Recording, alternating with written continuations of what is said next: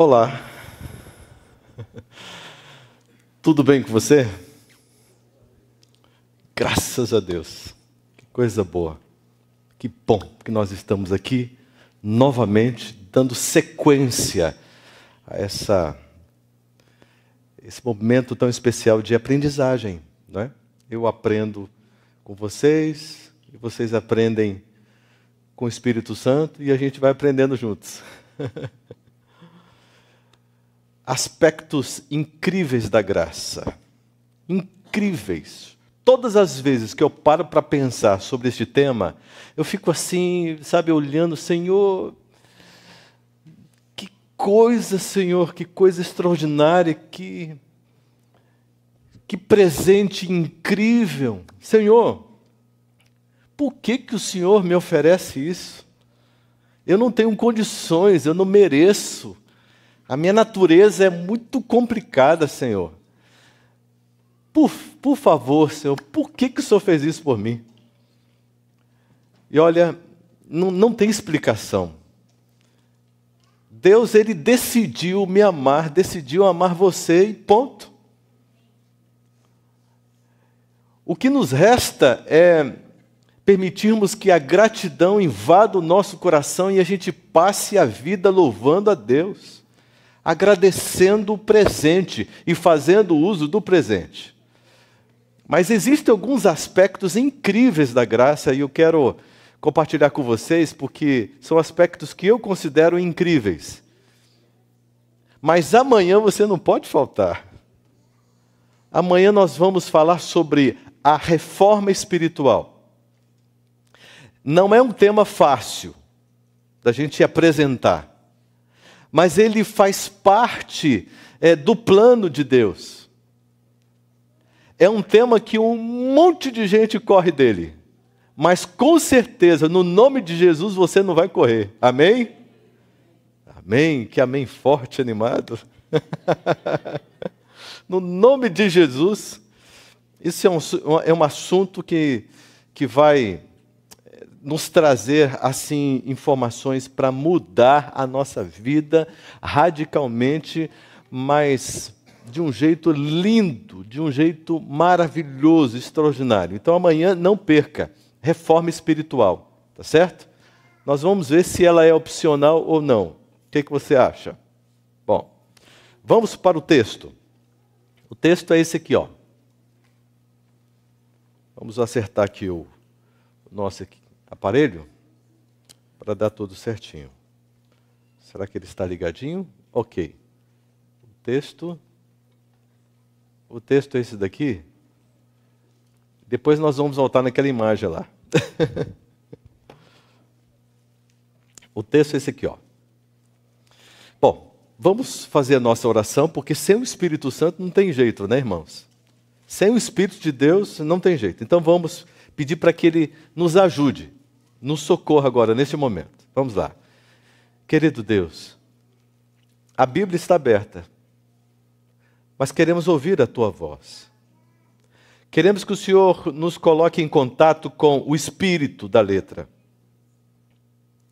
para que esta palavra, este verbo, entre no nosso coração, porque a palavra é Jesus. E queremos viver agora uma experiência, sim, uma experiência contigo, Senhor Deus. Então, repreenda o inimigo, repreenda, Senhor Deus, qualquer manifestação, de qualquer, mesmo que seja discreta, repreenda, no nome de Jesus.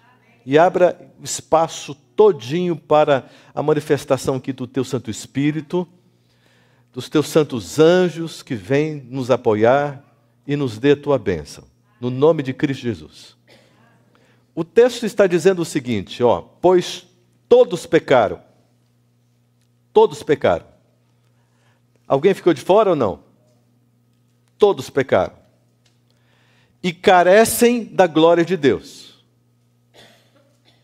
Nós necessitamos da glória de Deus, porque pecamos, perdemos alguns privilégios. Agora o socorro de Deus. 24. Sendo justificados, qual o preço? Gratuitamente para quem?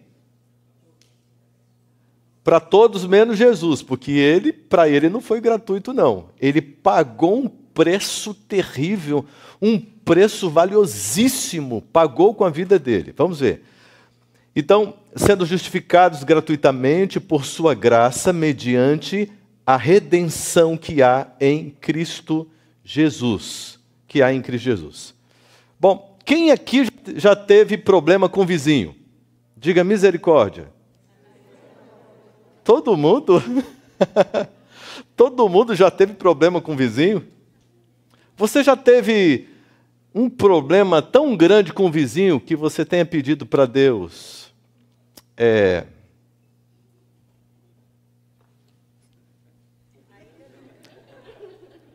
carregá-lo assim? Ainda não? Quem falou ainda não? Então, vou contar minha história. Essa cerca aí é só uma ilustração, para vocês entenderem o contexto. A minha casa aqui, uma cerca, é a casa do vizinho. Eu tinha mais ou menos uns 6 anos de idade, 6 para 7, mais ou menos. E eu ficava apavorado com o meu vizinho. Sabe o que ele fazia? Ele enchia a cara de bebida alcoólica, encostava a barriga dele lá na cerca, né, voltado para a nossa casa, e ficava lá dizendo: Deus, você existe? Não existe não, não existe. Você é fraco, covarde. E começava a dizer um monte de palavrões. Ele xingava Deus, dizia palavrões. Eu ficava lá, assim, ali na porta, assim, um pouquinho aberta, assim, só com os meus olhos, assim, olhando para o vizinho, fazendo tudo isso, gritando. Aí o vizinho dizia assim: Deus, se o Senhor existe, me fulmina, me fulmina, me fulmina, cadê? Você é fraco. Nem existe, porque se existisse me fulminava. E eu lá dizia: Senhor, fulmina ele, por favor. Senhor, veja bem, Senhor. Todo mundo aqui sabe que nós somos crentes. Todo mundo sabe que nós somos adventistas do sétimo dia, que nós cremos em Deus. O Senhor está sendo desafiado, o Senhor está suportando palavrões. Que coisa horrível! Se o Senhor não fulminar esse homem, a vergonha que nós vamos passar aqui, Senhor, vai ser uma coisa terrível. Então, por favor, Senhor, cumpra o que Ele mesmo está pedindo. Fulmina ele, por favor, fulmina. E assim, os dias iam se passando, e eu pedia para Deus fulminar o homem. Aí chegou um ponto que eu parei de pedir, e Deus não fulminava o homem, e o tempo ia passando. Aí, cresci, casei, com essa morena linda aqui, fomos morar num apartamento. Aí a minha mãe fez um almoço, meu pai, nos convidaram para um almoço, naquele dia tão especial. E aí, quando encontrei com a minha mãe ali na cozinha, já a mesa preparada, e minha mãe disse assim: você sabe o que aconteceu com o seu Antônio? É o nome do santo do vizinho. Eu disse: não, mãe, o que aconteceu? Morreu. Eu disse: misericórdia, Deus fulminou ele? Como é que foi, mãe? Como é que foi, por favor? Eu já tinha me arrependido, mãe. Eu já tinha pedido para Deus não fulminar ele, tentar salvar ele de todo jeito. Mas ele morreu, como foi? Como foi? Me explica, me conta. Ela disse: vou te contar. A filha dele me contou tudo. Ele foi ao médico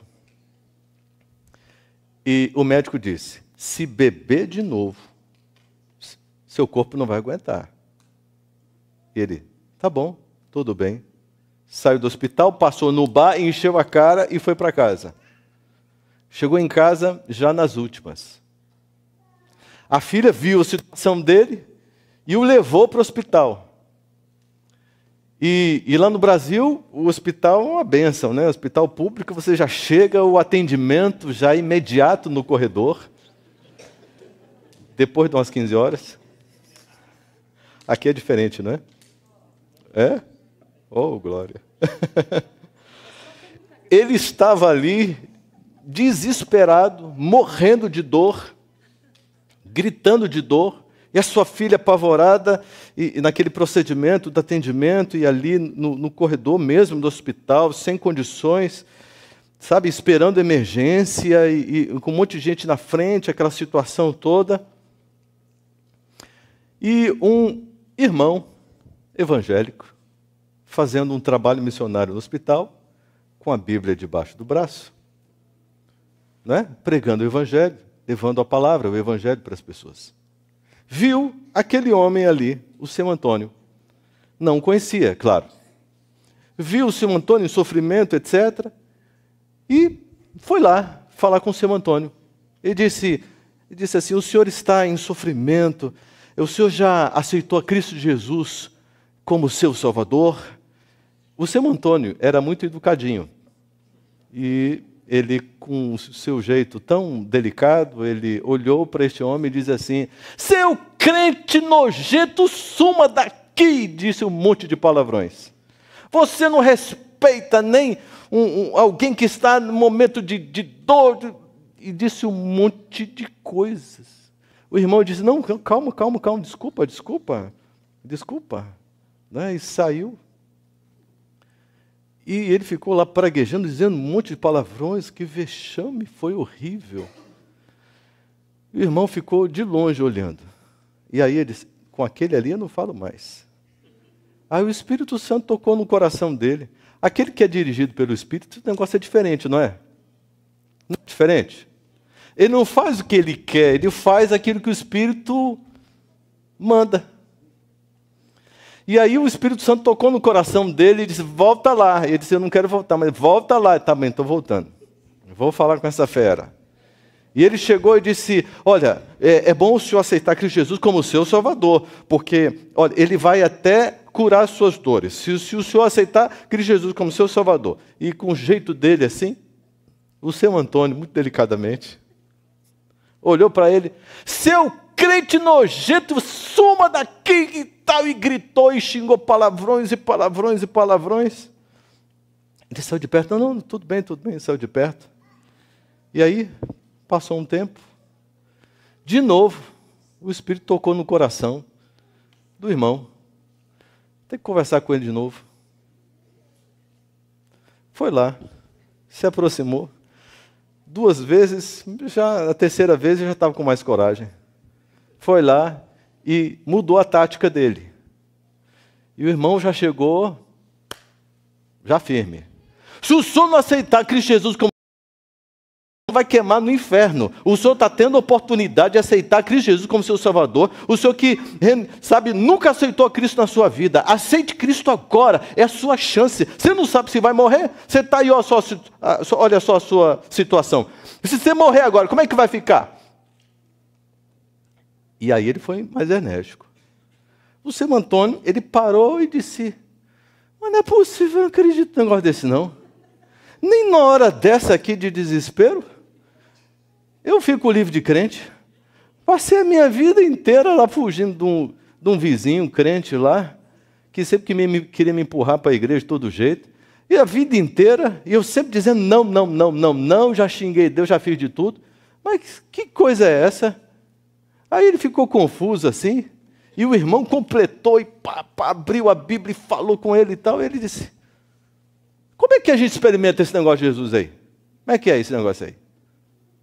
Aí o irmão aproveitou, abriu os textos e tal, mostrou, nós todos pecamos e tal, mas somos justificados por Cristo Jesus gratuitamente e tal, e fez uma pregação e mostrou a graça para ele, mostrou que era possível para ele, que era só ele aceitar, e disse, agora nós vamos orar, e vou orar com você aqui, colocou a mão nele e disse, se você concordar com as minhas palavras, aí você repete, e ele ia orando, e o irmão Antônio, já virou irmão.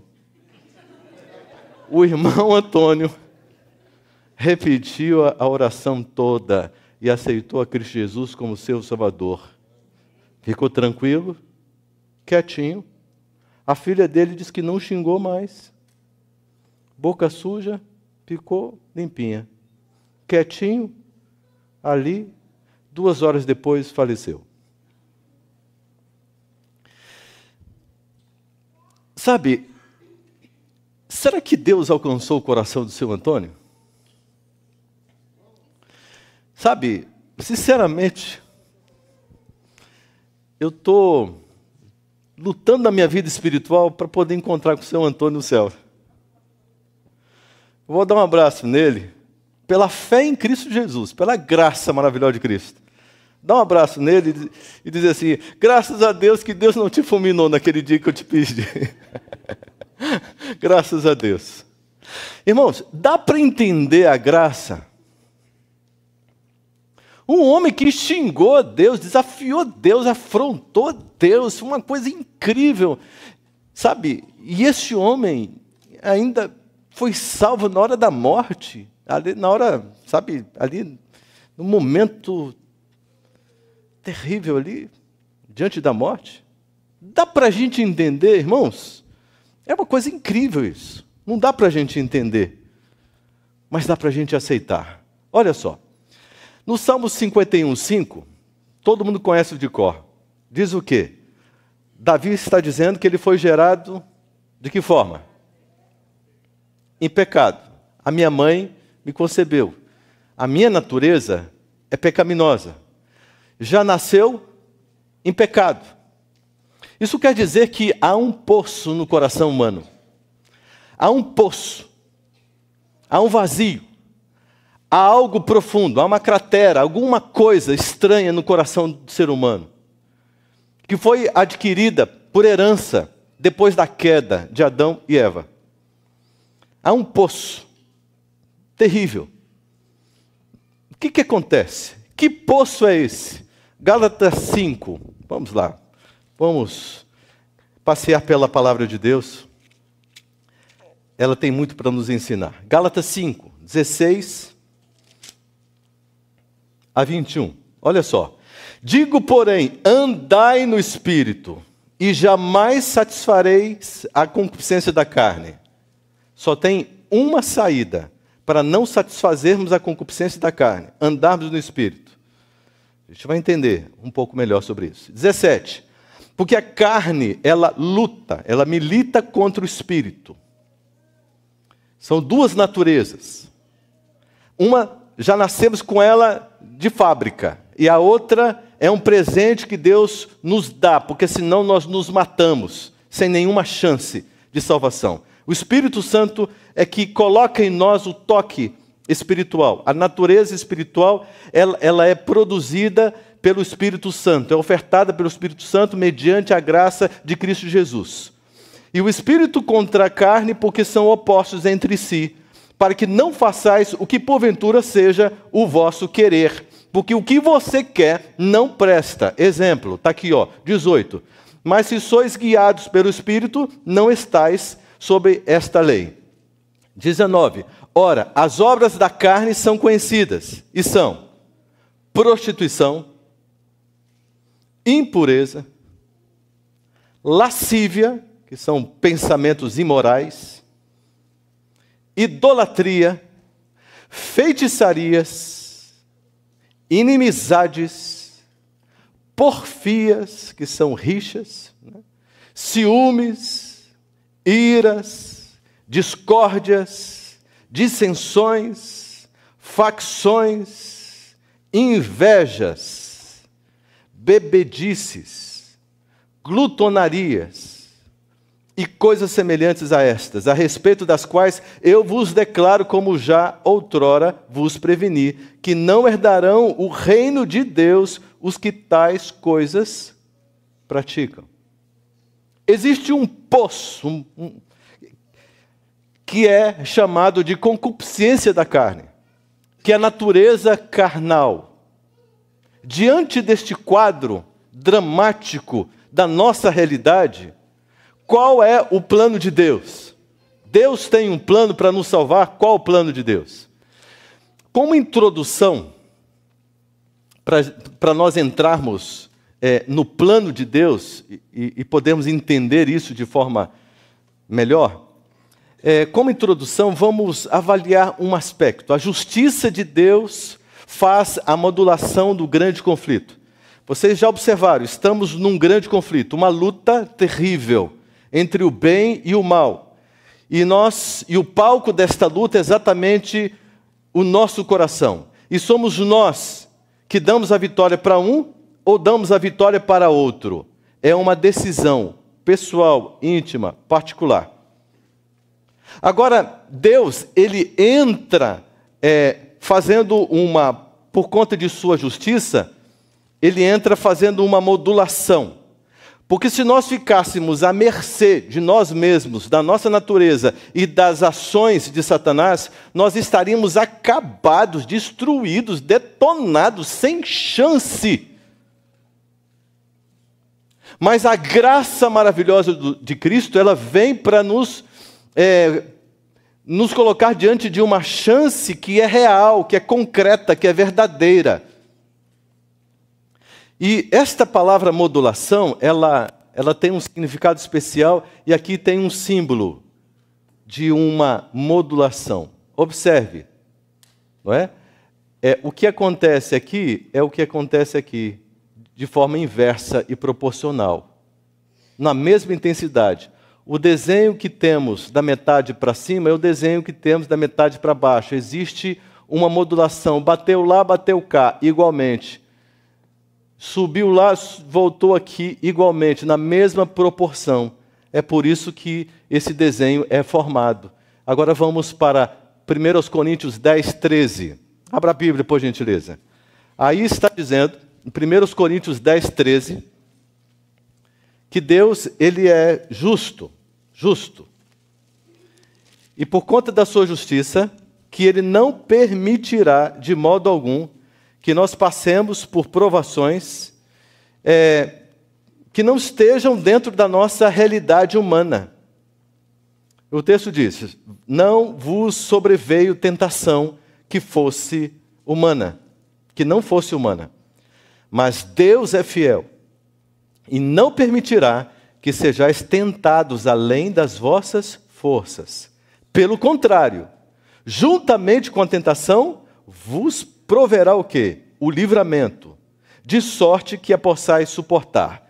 Tem provação que vem nessa intensidade, então imediatamente vem o livramento na mesma intensidade. Tem ação do inimigo que vem nessa intensidade, imediatamente Deus age nessa intensidade. Então, aqui há um equilíbrio, a modulação do grande conflito. Há um equilíbrio. Deus é justo. Observe. Se você visse um menino chorando porque apanhou na rua de um cidadão alto, forte, o que você diria para esse cidadão? Que nem é pai dele, nem é nada, e bateu nesse menino, e ele está chorando. O que você diria? Ele é o quê? Covarde. E aí você olha para ele e diz, você é covarde. Por que você não procurou um do seu tamanho? Você é covarde. Aí ele disse, sorry. Eu estava aqui tranquilo, na minha, esse moleque veio, chutou a minha canela. Não mexi com ninguém. Simplesmente devolvi o tratamento. Aí você diria, sim, então, nesta situação, tudo bem. Ok, você tem razão. Ok? Você diria isso ou não? Não? Você diria o quê? Covarde. Pega um do seu tamanho. Aí, vamos provocar um pouquinho mais a situação. Um homem chega para você e diz o seguinte, hoje eu levei uma surra da minha mulher, a mulher me arrancou o couro, não foi fácil hoje. Você vai olhar para esse cidadão e vai dizer o quê?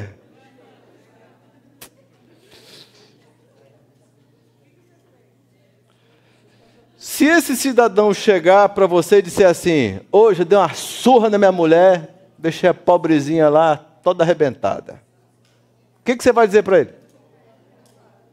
Covarde. Mas espera aí. Quando o camarada apanha da mulher, você não chama a mulher de covarde. Agora, se o indivíduo bater, ele é covarde. Por quê? Por que você tem essa percepção? Por que você tem esse senso de justiça? Por quê? Percebe que isso faz parte da percepção humana, do senso crítico humano? Você não admite uma coisa diferente disso. Agora, imagine um ser que criou o universo numa luta com um ser desprezível, um ser ridículo, como Satanás, incluindo os seus anjos. É uma luta igual ou desigual? Desigual, dependendo do modo com que este Deus empreenderá essa luta. Deus, ele é justo. Ninguém precisa convidar Deus à justiça, porque é o que ele é. Ele é. Não precisa ninguém mandar recado. Imediatamente, né, ele já vai dar um retorno à altura da sua justiça. Deus é justo. Deus, então, ele estabelece regras aonde esta batalha pode ocorrer de forma justa. Então Deus não luta com Satanás com toda a intensidade da sua força, senão ele esmagaria esse insetozinho. E o que o universo diria para o mais forte? Por que você não briga com um do seu tamanho? E o que o universo diria para o Satanás? Pobrezinho, coitadinho, foi esmagado, hein? Não sobrou nada, pobrezinho.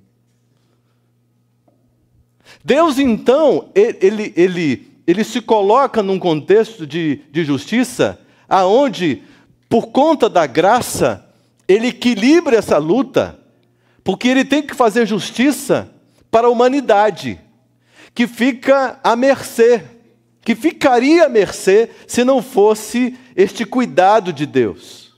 Deus, então, ele não pode lutar do jeito que eu acho que é, do jeito que eu quero que seja. É por isso que, diante de várias dificuldades, situações na vida, eu questiono a Deus: mas por que Deus permitiu isso? Por que Deus tão poderoso deixou isso acontecer? Por que Deus fez isso? Por quê? Ah, eu acho que eu não creio em Deus, porque Deus, se existisse, seria diferente. Gente, se Deus não existisse, misericórdia. É uma questão de bom senso. Deus, então, tem uma maneira de lutar justa. Ele tem uma regra, ele coloca a sua lei, porque a sua lei é o seu caráter, é a sua essência, é aquilo que ele é. E ele coloca essa batalha. Eu vou mostrar para vocês algo assim muito, mas muito especial, muito especial. Olha só, observe. Dá para enxergar direitinho? Ó, eu vou começar por aqui, ó. Vou ler para você, ó. A modulação do grande conflito. Eu vou ler para você aqui primeiro esses três aspectos. São essas três premissas aqui para a gente poder avaliar o restante. Olha só. Deus nunca reage. Ele age. Quem reage é o ser humano. Deus age. A operação da graça está sempre disponível para qualquer débito, já que existe um crédito de graça fornecido por Cristo Jesus. É o ser humano que precisa reagir, aceitando a graça de Cristo. Ó, débito, crédito. Coloque tudo dentro desta conta, né? Débito e crédito. Segundo ponto, Deus impõe regras e limites. Isso é por conta da sua justiça e da sua misericórdia. As ações de Satanás contra a criação e o ser humano, porque ele é justo. Terceiro, o ser humano só existe por causa do crédito da graça, disponibilizado por Cristo Jesus. Deu para entender? Então, vamos aqui às situações. São 4 situações especiais. Para todo débito gerado contra a nossa vida, o que Deus faz? Para não nos deixar mercê. Ele gera o crédito à mesma altura, no mesmo nível. Se um débito fosse gerado aqui e Deus mantivesse o crédito aqui, isso se chama abandono. E Deus é justo e não abandona os seus filhos.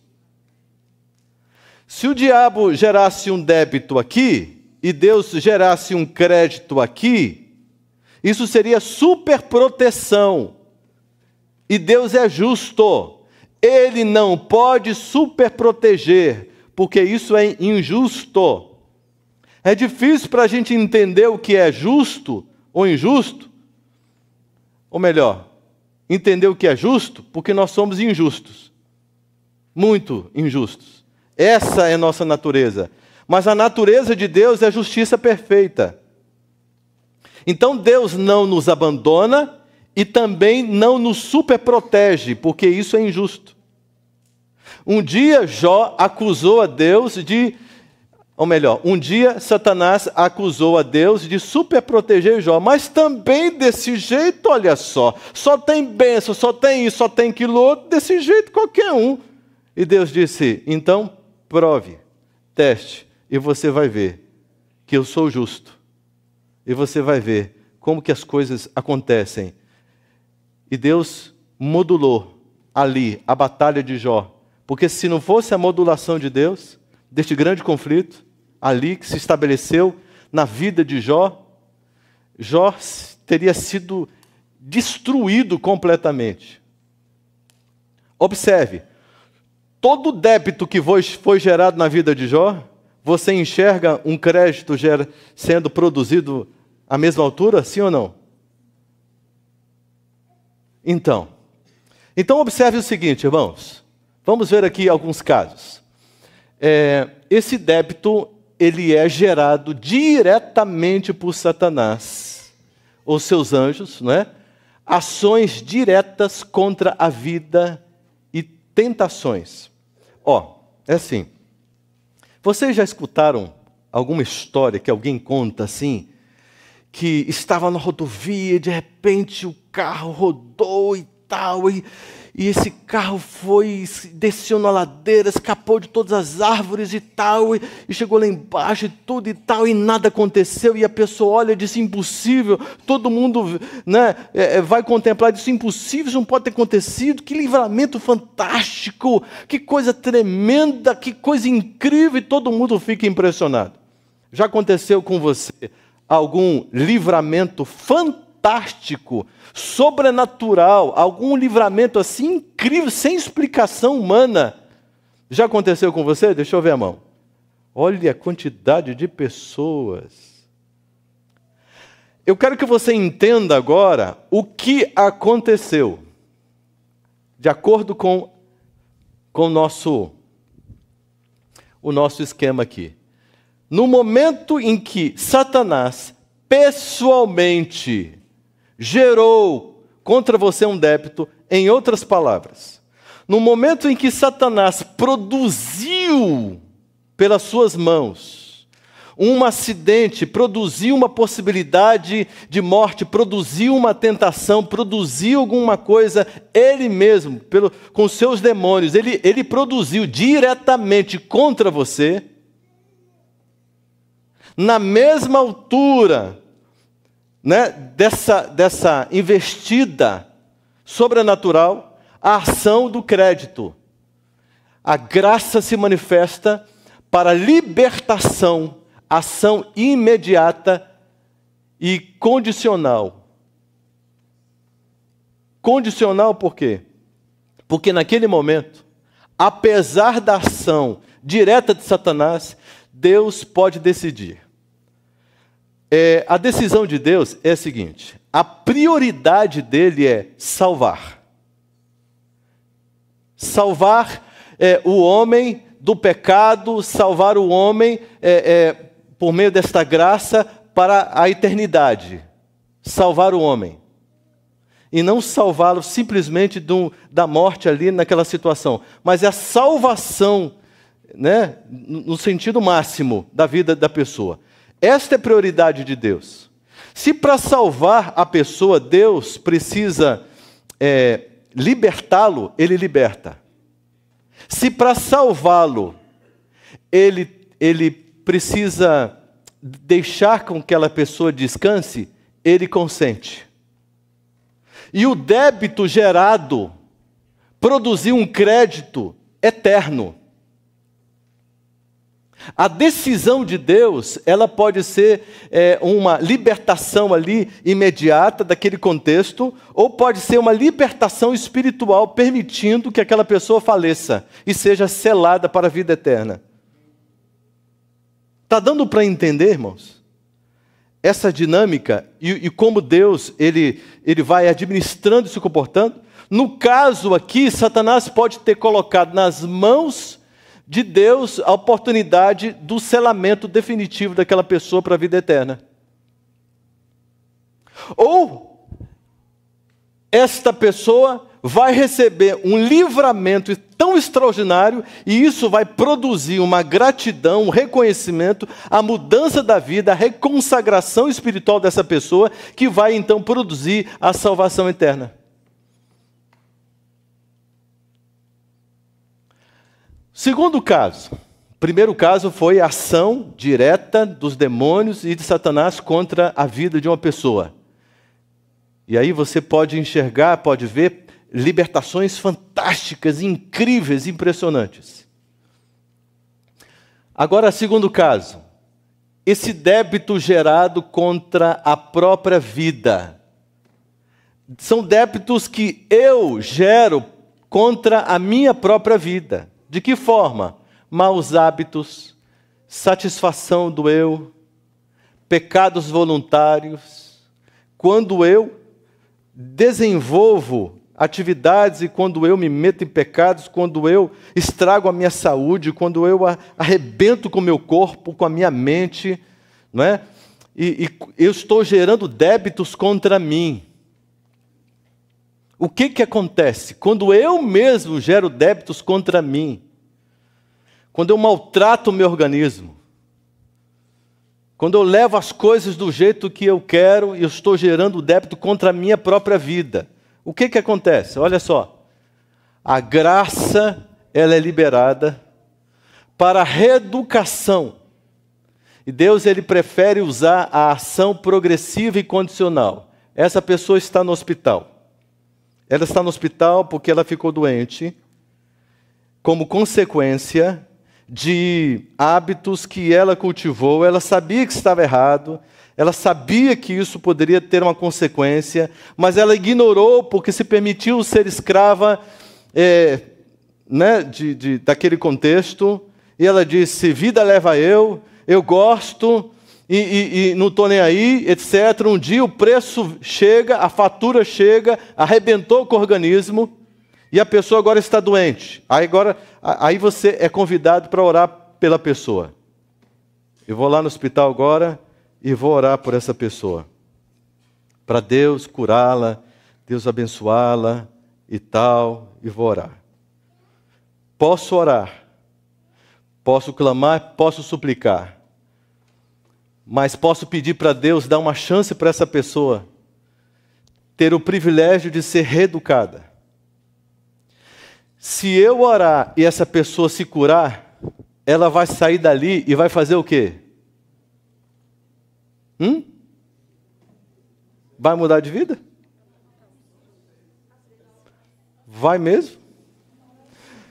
Eu me arrebentei, fiz o que eu quis, caí doente, chegaram aqui, oraram por mim, estou curado. Eu acho que... Tá. Qual vai ser a tendência natural do coração humano? Da carne? A pessoa dá continuidade, né, a esses débitos contra a sua própria vida. Deus então estaria fazendo o quê? Patrocinando o quê? Está dando para entender, irmãos? E Deus não patrocina esse tipo de coisa. Mas Deus, ele age para quebrantar o coração dessa pessoa, conduzi-la ao arrependimento, para ela ter acesso à graça e com humildade ela aceitar, então entrar no programa de Deus de uma reeducação, porque Deus quer salvar essa pessoa, mas no sentido pleno, completo. Quer recuperar, transformar essa pessoa. Ok? Deu para entender? Então vamos lá. Agora, é um débito gerado contra o eu. Quando eu gero um débito contra o meu eu, contra a minha carne, quando eu crucifico a minha carne, o que acontece? Olha só, renúncias, não é? Adoração e louvor também corresponde à morte do eu, quebrantamento. Quando eu abro mão de uma coisa que eu quero, que eu gosto, mas conscientemente eu estou entendendo que o Espírito Santo deseja que eu me afaste disso. Então, mesmo gostando, mesmo querendo, eu digo não. E eu me afasto disso. Eu estou gerando um débito contra o meu eu, contra a minha carne. Interessante isso daqui. O que acontece? Graça para intervenção. E essa intervenção é imediata. Imediata. É algo realmente muito especial. Quando eu gero um débito contra o meu eu, imediatamente vem um crédito para poder me recompensar, me sustentar, me nutrir e me colocar realmente num ambiente de saúde, de bênçãos e de paz. Por exemplo, quando eu oferto ao Senhor, é um débito contra o meu eu ou não? Porque minha carne não quer dar dinheiro para ninguém, não.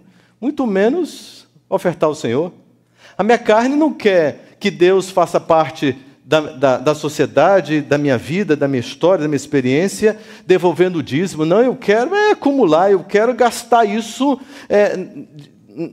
comigo, com o meu conforto, com a minha vida. Esse negócio de devolver o dízimo e etc., isso gera um débito contra o eu.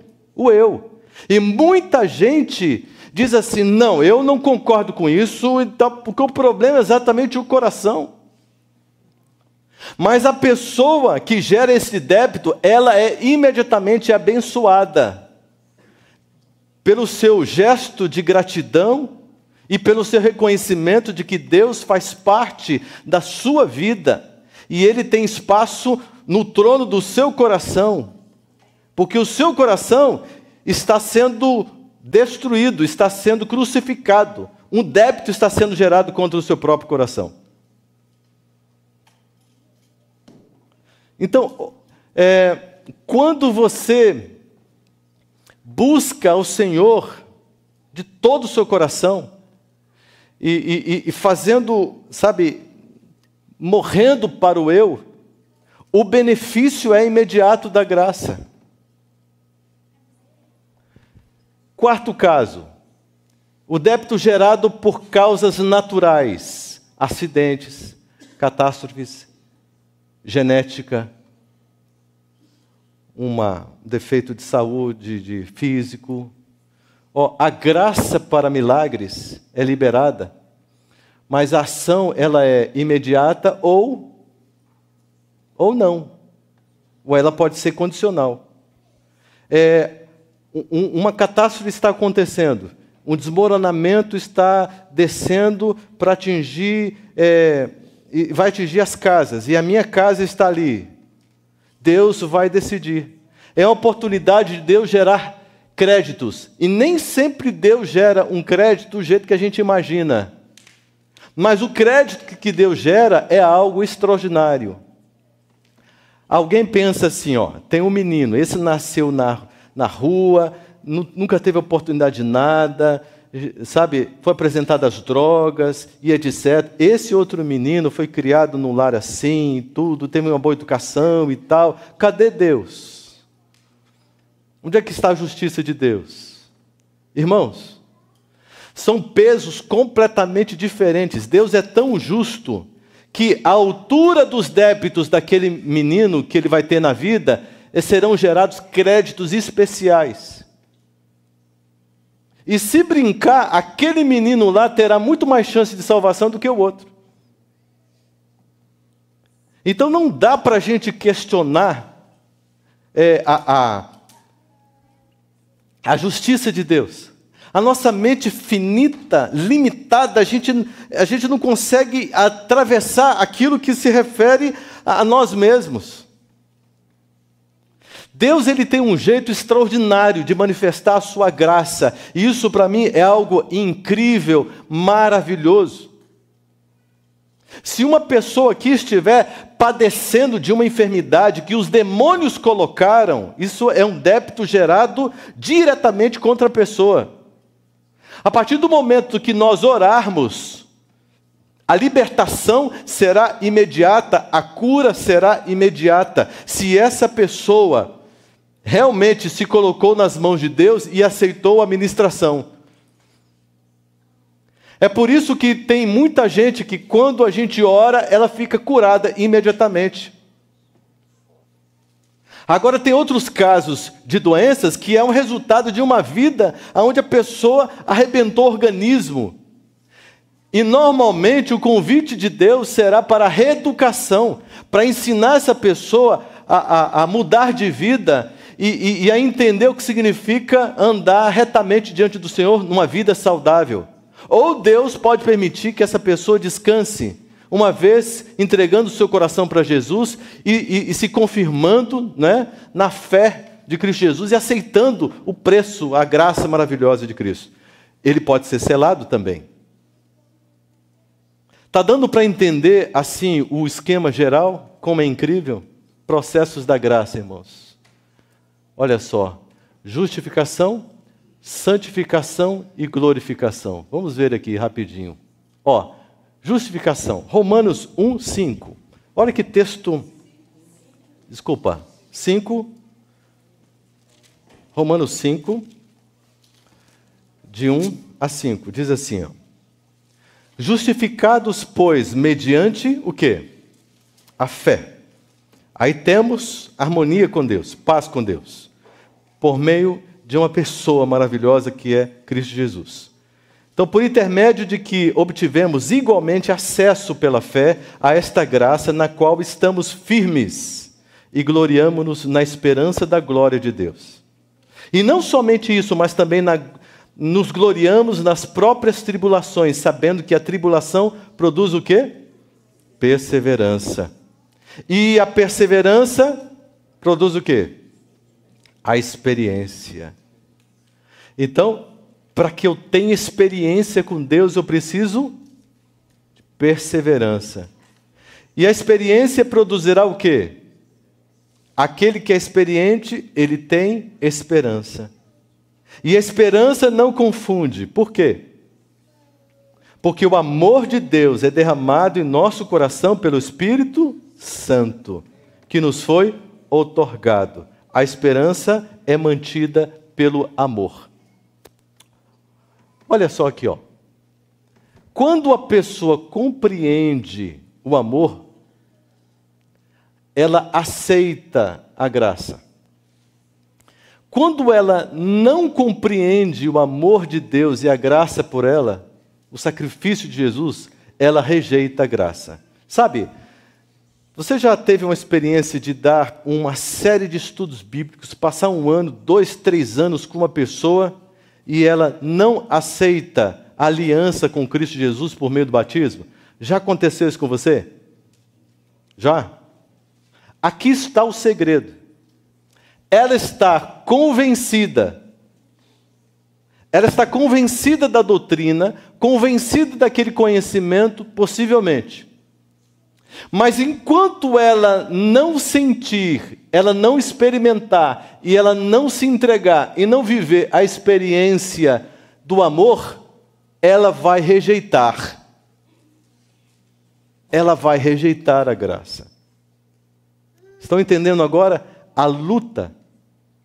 Então, todas as vezes que você ministrar a palavra para alguém, Apresente o amor com toda a sua realidade, com toda a sua força, com toda a sua beleza, com toda a sua entrega. Este homem aqui, um amigo, o Vado. O Vado, ele estava lá no terreiro, com todos os aparatos, e ele vestido com toda aquela roupa, e acostumado a fazer trabalhos, e todos os trabalhos davam muito certo. E chegou mais uma encomenda de um trabalho, e ele ali com tudo, todo aquele esquema, né? E ele pegou aquele trabalho e invocou o Espírito. E o Espírito não apareceu. Isso nunca aconteceu? Invocou de novo. E o negócio não baixou. Aí ele ficou bravo, invocou de novo e xingou. Ficou bravo, ficou nervoso. Aí o Espírito apareceu mais bravo do que ele. E disse o seguinte: você, seu tonto, para falar uma palavra bem bonitinha, você não viu que esta mulher aí, que esse trabalho que vai ser feito, é uma mulher cristã? É uma mulher que faz parte do nosso, que é protegida pelo nosso inimigo? E nós não podemos fazer nada contra ela? E disse mais uns palavrõezinhos para ele. Que demônio tem a boca suja? E aí, o Vado olhou para esse demônio e disse o seguinte: ah é? Ah é? Tem gente mais forte do que vocês, é? Ah, então tá, eu estou servindo alguém errado então. Sabe de uma coisa? Ó, passai bem, tá aqui, tirou os negócios tudinho, não trabalho mais para vocês. Meu negócio é agora, vou buscar esse inimigo que vocês têm, que é muito mais forte que vocês morrem de medo. Então tá bom. Foi embora. Entrou no carro dele, no percurso, sofreu um acidente terrível, ficou todo quebrado, foi socorrido, levado para o hospital. Quando ele voltou à consciência, se percebeu no hospital, cheio de dor, aquela situação toda. E ele começou a dizer: o Senhor, que é inimigo mortal dos demônios que eu servia, que aquela turma todinha tem medo, treme, que não pode fazer nada, é o Senhor que eu quero te conhecer. O Senhor tem uma igreja, o Senhor tem um negócio assim, eu quando sair daqui, eu vou procurar, eu quero te servir. Eu quero te servir. E aí ele sentiu algo muito especial, uma luz que brilhou, e ele ouviu uma voz dizendo: a minha igreja é a Igreja Adventista do Sétimo Dia. E ele disse: então eu vou te servir nessa igreja. Ele ficou alguns meses no hospital, se recuperou, saiu dentro das condições. E ele se lembrou que havia uma igreja adventista do sétimo dia numa rua tal, que ficava perto da casa dele. Aí ele passou lá na segunda-feira, igreja fechada. Passou na terça, igreja fechada. Passou na quinta, igreja fechada. Passou na quarta de manhã, igreja fechada. Essa igreja não abre nunca, Senhor. É a igreja de Deus, mas não abre nunca. Eu quero te servir, mas essa igreja não abre. Na quinta, na sexta, perseverante. Quando ele passou no sábado de manhã, ele quase morreu de alegria. A igreja estava aberta. Aí ele entrou na igreja, viu aquele monte de gente, alguém falando na frente, ele olhou, disse: que coisa impressionante. Aí ele sentou num lugar lá no banco, ficou quietinho observando tudo. Aí ele escutou uma voz no ouvido dele. Irmãos, olha só: débito, crédito, manifestações sobrenaturais do inimigo, manifestação sobrenatural de Deus. Se você quer ver anjos, quer ver anjos de Deus, Deus pode consentir, mas vai ver anjo do mal também. Está tudo dentro de um esquema. Ó, Não funciona assim, nem assim. O Vado entrou, estava ali, prestou atenção. Em algum momento o negócio ficou assim, meio tumultuado e tal, e um monte de gente falando, aí um se levantou e estava com um negócio assim, e apresentando e dizendo coisas tão bonitas, e ele ficou ali. Mas de repente, ele ouviu no ouvido dele: essa é a minha igreja. Ele começou a chorar, foi uma voz física que ele ouviu no ouvido dele, começou a chorar e disse: Senhor, eu estou na sua igreja. Senhor, esta é a sua igreja. Senhor, eu não saio nunca mais daqui, porque aqui é a sua igreja. Ele estava assim, sentado num banco assim, sabe, o seu coração pulava para fora. Veio o culto divino, terminou o culto, todo mundo saiu e ele ficou lá sentado. Aí o ancião disse: escuta, rapaz, aqui esse cidadão chegou, sentou ali e ficou. Aí, como é que nós vamos fazer? Vamos pedir para o zelador, pedir para ele sair. Irmão, vem cá. Irmão, conversa com ele lá, diz que já acabou, que é para ele sair. Aí o irmão zelador chegou todo assim: escuta, já acabou. Aí disse: não, já acabou, mas eu vou aguardar já a próxima sessão. Aí ele disse: não tem sessão mais hoje. Como? Não tem sessão hoje? Não tem mais? Não tem mais. Mas como assim não tem mais? Já acabou? Não. Quando é que vai ter a próxima? Amanhã à noite. Amanhã à noite ainda? Gente, é muito tempo. E não se conformava e chorava. Ele dizia: eu estou na igreja de Deus. Ele me falou, aqui é a igreja de Deus. Eu não quero sair daqui. Eu custei muito para chegar aqui. E se eu sair, vocês fecham a igreja, vocês não abrem nunca mais? Só amanhã à noite. Irmãos, sabe, uma pessoa que é resgatada pela graça de Cristo Jesus, que tem o seu coração inundado pela gratidão, sabe, que conhece o mundo espiritual, e eu já disse para vocês que não existe espaço para gente ingênua, será esmagada, mais cedo ou mais tarde, pelo diabo. Uma pessoa com sede, com vontade, com desejo. E quando eu olho para vocês, vendo a cada noite, vocês andando à distância que vocês andam, sabe, o esforço, alguns aqui dormindo poucas horas por noite para estar aqui, irmãos, isso tem me ensinado muito. Isso tem, sabe, isso tem batido de uma forma muito forte no meu coração. E sempre quando eu chego aqui e olho para vocês, é uma alegria e um amor que eu sinto por vocês que é inexplicável.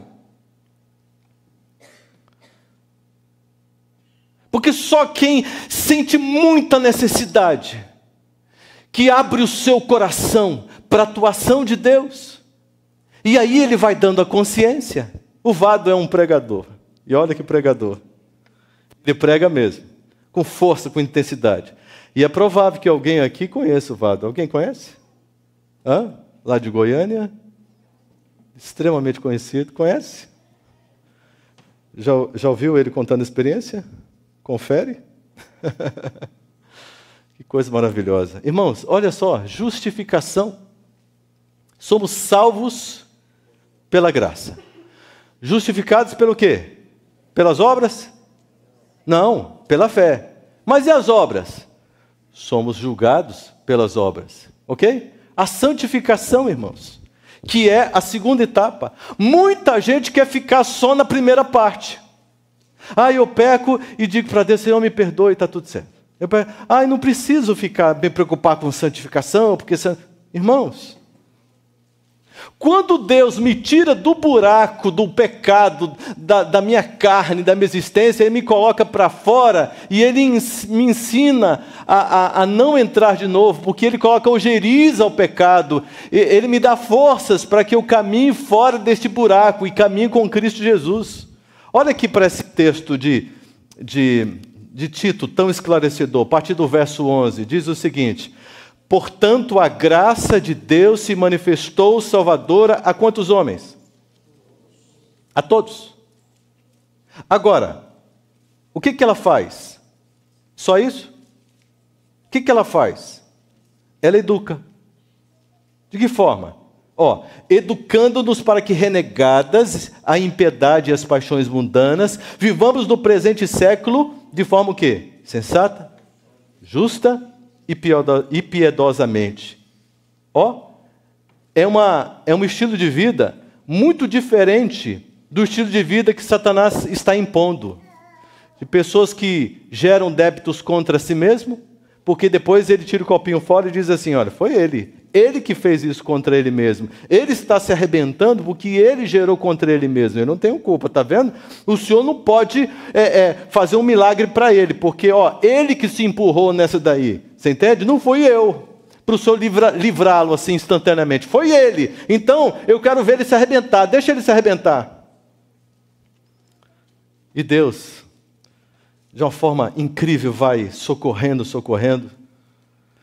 13, aguardando a bendita esperança e manifestação da glória do nosso grande Deus e Salvador Cristo Jesus, o qual a si mesmo se deu por nós, a fim de remir-nos de toda iniquidade e purificar para si mesmo um povo exclusivamente seu, zeloso de boas obras. Um povo exclusivamente. E como é que isso ocorre? Capítulo 3, verso 5. Não por obras de justiça praticadas por nós, mas segundo a sua misericórdia, Ele nos salvou mediante o lavar regenerador e renovador do Espírito Santo, que Ele derramou sobre nós ricamente, por meio de Cristo Jesus, nosso Salvador, a fim de que, justificados por graça, nos tornemos seus herdeiros, segundo a esperança da vida eterna. Olha só. A decisão, a parte humana é a decisão de permanecer ligado na videira. A parte de Deus é o dom do crescimento. Ele que dá o dom para o crescimento. O crescimento espiritual não é resultado da minha capacidade, da minha habilidade.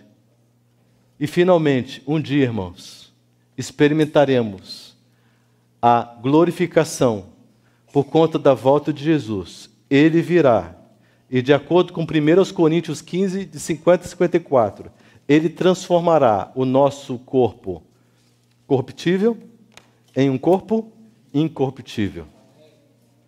Todos os débitos gerados do pecado dessa natureza, Deus, Ele vai gerar créditos maravilhosos de libertação. Eu quero orar agora de forma muito especial por você. Sabe, irmãos, a proposta de Deus é uma proposta tão linda, tão especial. Deus, Ele tem uma ansiedade em seu coração de nos conduzir a uma experiência íntima e pessoal com Ele. Sabe por que muitos filhos não ficaram na igreja? E não estão na igreja, filhos de pais adventistas do sétimo dia. Sabe por que filhos de pais adventistas do sétimo dia chegam até ao absurdo, algo incrível, inimaginável, de simplesmente deixar de crer em Deus? Irmãos, possivelmente, com raríssimas exceções, possivelmente, irmãos, por falta de uma experiência na família, em que levou esses filhos a entenderem a graça e a usufruírem dos benefícios dessa graça, a compreender essa graça. Eu conheço um casal que tem 4 filhos. Tiveram 2 filhos. E para esses 2 filhos, que eles tiveram em seguida mesmo, eles ensinaram a religião. em uma religião severa, uma religião forte, uma religião ali, eles ensinaram a religião. E depois este casal viveu, depois de tanto sofrimento, de ver os filhos ali, sabe a situação deles, e depois de uns 15 anos, esse casal teve mais 2 filhos. Só que quando esse casal teve esses 2 outros filhos, eles já tinham uma outra visão. Eles haviam se convertido. E coisa mais difícil é você ver um adventista do 7º dia numa conversão, realmente, porque há alguma coisa de Laodiceia que prende, que segura, etc., a visão. E o pessoal fala de graça, mas não apresenta a graça de uma forma total, toda a proposta de Deus de transformação, sabe, de todo o plano de Deus, e fica tudo pela metade, só aquela parte que acha que é mais interessante, a educação pela fé. Tudo isso é lindo, maravilhoso, mas tem que ser completo, equilibrado. E esses 2 últimos filhos foram ensinados pelos pais para serem amigos de Jesus. Resultado: 2 ateus em casa, com uma vida desacertada, que só tem problema, vícios, e vivem uma vida infeliz, e são objetos da oração, do desespero, da angústia dos pais. E do outro lado, 2 filhos que são amigos de Jesus, a realização dos pais. Para os 2 primeiros, eles ensinaram a religião. Para os 2 últimos, eles ensinaram a serem amigos de Jesus. Porque quando você ensina o filho a ser amigo de Jesus, ele amará o corpo de Cristo, que é a igreja. Quando você ensina uma mera religião e vive de forma incoerente, os filhos olharão e dirão: como você quer me convencer e fazer parte de uma igreja incoerente como essa? Olha só para as instituições, olha só para o comportamento da igreja, olha só para aquele membro, olha só para aquele pastor, olha só para aqueles oficiais, são incoerentes, aqui eu não fico. Não tem visão madura espiritual, profética, não tem a visão encharcada pela graça, não tem ideia, porque não tem essa base do lar. Não tem. Irmãos, eu não sei qual foi a sua experiência na infância. Se você teve uma criação muito severa que te deixou revoltado e por isso você fez vários desacertos na sua vida, várias decisões equivocadas, eu não sei o que aconteceu com você.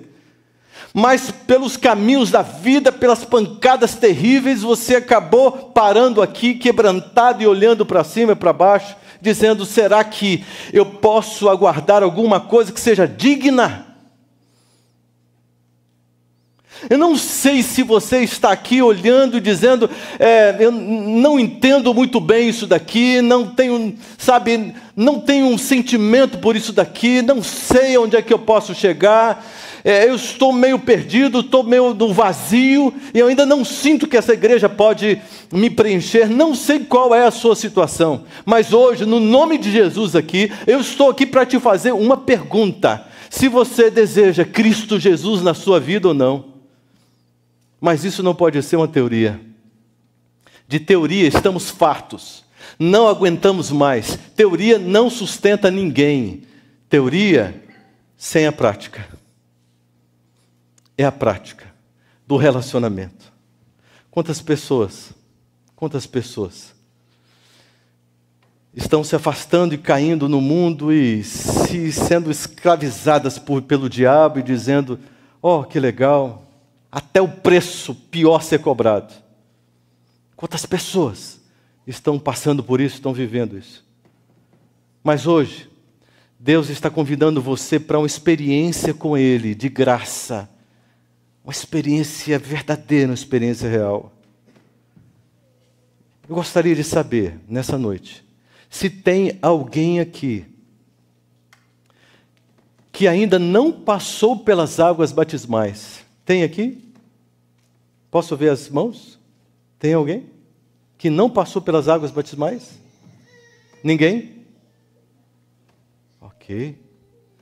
Todos nós então vivemos essa experiência de passarmos pelas águas batismais e selarmos a nossa vida com Jesus.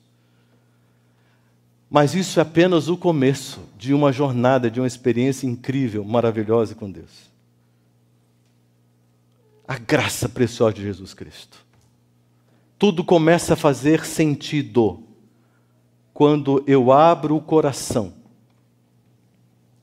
para experimentar o amor de Cristo na minha vida. Aí sim, tudo vai fazer sentido. Tudo, absolutamente tudo.